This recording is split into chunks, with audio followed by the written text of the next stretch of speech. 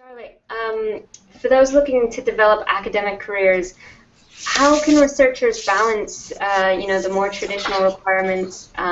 We did mention impact factors and this idea of publish or perish with newer communications and impact responsibilities. Yeah, that's a really good question, and one I get asked a lot when talking about digital media is, well, where do I find the time to do this when I'm trying to publish?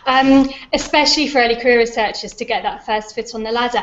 I think, though, that really, if you're thinking about a good all-round research profile, that should include time allocated for public engagement responsibilities. If you're on a funded project as an early career researcher, it's probably going to be a requirement of that project that you produce impact, and so you need to allocate that into the time from the start of the project. But even if you're not on a project yet, I would consider setting yourself even just half an hour a week, not very much at all, just to write a blog post or start to establish some public engagement connections and just start to build up that profile. It really doesn't have to take an awful lot of time in the beginning. And I think I'd also just add to that is that I feel that time spent on public engagement is never time wasted from your core research. It repays itself in the benefits that it brings. And just thinking about some of those benefits, I mean, public engagement can be very intellectually refreshing, can give you new ways to think about your project, it can produce new directions or research leads, and it gives you new skills, communication in writing and in public speaking that will then feed back into your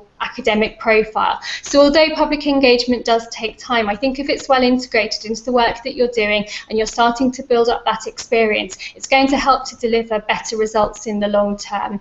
And also, once you're then looking at your first permanent job, that kind of experience, we mentioned a little bit about signposting on your CV, and I think as an early career researcher, even if you don't have very much experience, just putting a section on your CV that says public engagement and that just highlights a few of the key things you've done really starts to show the potential and your ambition, and that you're going to be able to contribute in those areas once you're in a position. So it's definitely something that you should think about integrating into your research profile and into your CV, and then when you're going to jobs, really think about how you're going to continue that in the future.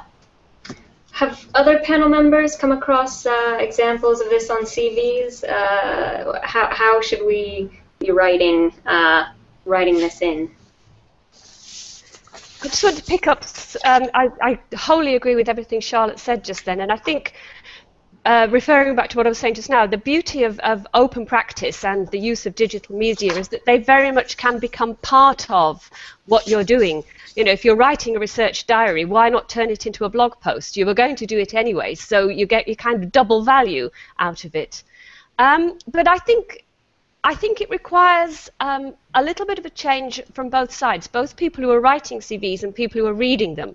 You know, I've been advised a couple of times not to put blog posts on a CV, but that doesn't make sense to me because they're about interactions, they're about engagement, you know. But so it's about people who are reading the CVs also becoming open to saying, oh yes, this is interesting evidence of engagement. So I think it requires changes from both sides. Mm-hmm.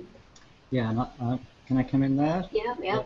I think there is evidence that change on both sides is starting to happen. So there are more and more universities that have public engagement or impact in their promotions criteria, for example, or in their recruitment criteria when they're hiring staff. Now, it's not universal, and I wish there were more places that did that, but it's starting to become a key part of the academic career that you're responsible for. You have responsibility for sharing your research widely outside of academia and delivering impact from it. And it's not that that's something that you do in an add-on as an add-on to the sort of what people talk about the core activities. It is a core activity. It is part of what it means to be a researcher today. I would, to give some specific examples, so I think that a really good one in terms of showcasing blogging, Heather Pivovar, co-founder of Impact Story, I think her CV is a little bit out of date by this point, the one that's on her website, but she does showcase the fact that she is very engaged online in her CV, so I'd encourage folks to check that out.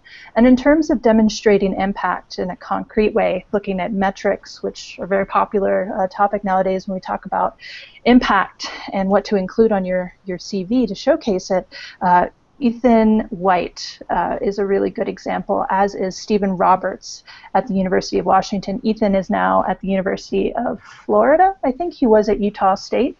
And they both do, I think, a really great job of not only including metrics, but then also putting them into context. And I think that's an important part of showcasing any sort of metrics on your CV. I mentioned this before, but you should always be using things like percentiles, whether comparing, you know, the number of citations that you've received to the average number of citations that have been received by other articles in that journal or that have been published in that year, that subject area. And also looking at things like qualitative data. I think it's much more powerful to say that you were listed in the 98th percentile of biology research, and then also look at things like, you know, this paper has been mentioned, bookmarked, or viewed in at least 43 countries, as according to Web Service Impact Story or Web Service Altmetric.